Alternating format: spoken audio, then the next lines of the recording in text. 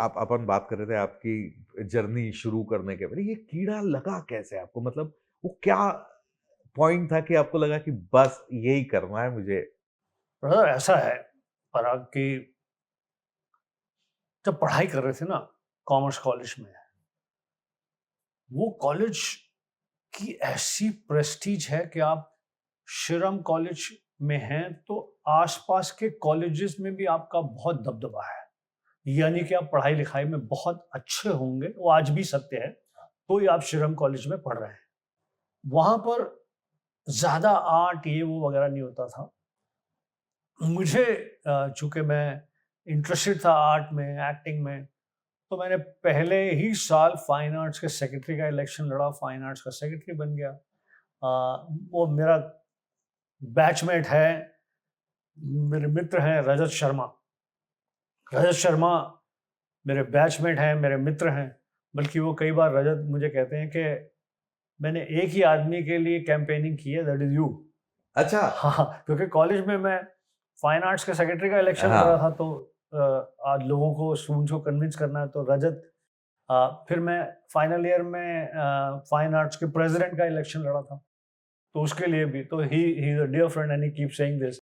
तो कला में मेरा रुझान था, मैंने उस उधर एक्टिंग करता रहता था। मैंने फाइन आर्ट्स को थोड़ा और with the help of one of the professor who's becomes a like your guide and head of the fine arts, वहाँ प्लेस वगैरह किए, बहुत प्लेस किए। तो इंटरेस्ट था मेरा, पर इसे करियर बनाएंगे ये कभी नहीं सोचा था। इवेंचुअली बहुत सारे सर्कमस्टांसेस ने कुछ ऐसा फीलिंग दिया कि नहीं यार।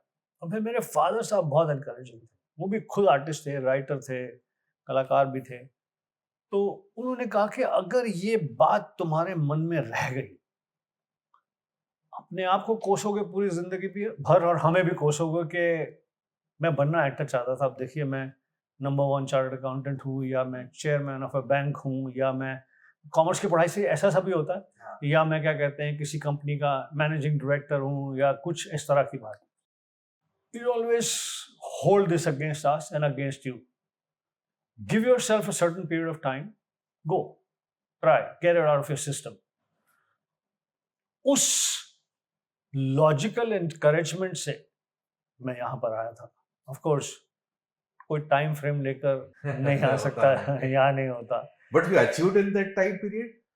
कुछ नहीं हुआ, डिसइल्यूजन्ड, समझ ही नहीं आया, शहर ही नहीं समझ में आया, लोग समझ नहीं आया, कहाँ से स्टार्ट करूँ नहीं समझ में आया। जितनी हमारे पास रिसोर्सेज थी, वो तो ऐसा लगा कि कुछ भी नहीं है, तो खाना भी नहीं ठीक से आ रहा। बुरे हालात से, और सूखा दुबला हुआ, बुरे हालात। गया उस पीरियड के बाद वापस, कुछ दिन बात ही नहीं करी परिवार से। फादर ने कहा don't feel defeated, what's in your mind. I said एक बार मत जाने दो, एक बार।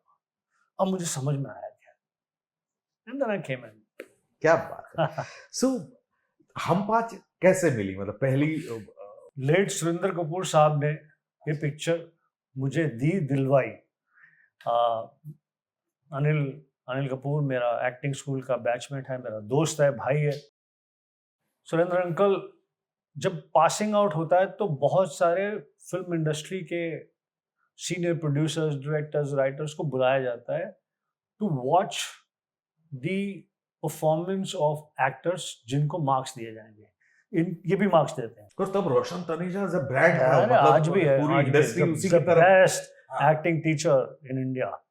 तो वहां पर सुरेंद्र अंकल ने मेरा काम देखा था, हम पांच बननी शुरू हुई। एक दिन मैं तो उनको रोज मिलता था, मुझे हेल्प करते थे यहाँ वहाँ। तो को मिठुन पसंद नहीं करता क्या? ऐसे नहीं, तो मेरा दोस्त है, बड़ा भाई है, तो वो किसी और को रेकमेंड कर रहा है एक रोल के लिए, तुझे मिलना चाहिए। अच्छा। बोला मैंने बोल दिया, that role will be you. Obviously उन्होंने बोल दिया, कोई प्रोड्यूसर है पिक्चर के, कोई चेंज ही नहीं कर सकता। फिर भी मिठुन के पास गया, मैंने बोला यार मिठुन आप मुझे निकलवा दो रोल से।